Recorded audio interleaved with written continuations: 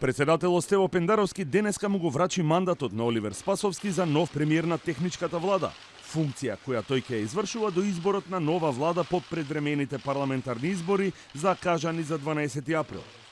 Утрово, досегашниот премиер Зоран Заев поднесе оставка која што собранието ја констатираше.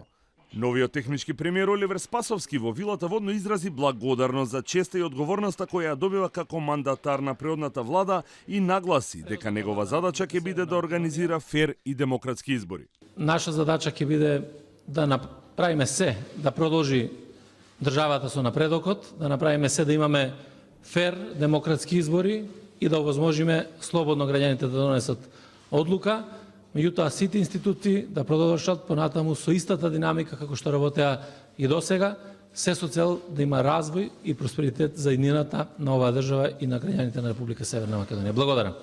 Попладнево Спасовски ќе се обрати во собранието, ќе го предложи новиот состав на владата и ќе го изнесе своето експозе пред пратениците. Според очекувањата, техничката влада ќе биде избрана најдосна до полноќ, а потоа новиот состав ќе биде примен од председателот Пендаровски во неговиот кабинет. Досегашниот премиер Зоран Заев пак по 2 години и 7 месеци ја депонираше оставката како што беше претходно договорено. Тој не присуствуваше на седницата на собранието и не ја образложи оставката која што беше прифатена. На председателот на владата и на владата им престанува мандатот. Врз основа на член 93 став 5 од Уставот на Република Северна Македонија, владата останува на должност до изборот на нова влада.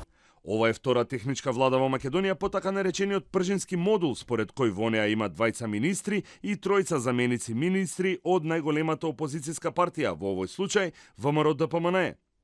Во техничката влада нови министри ќе бидат Наке Чулев за внатрешни работи и Рашела Мизрахи за труд и социјална политика.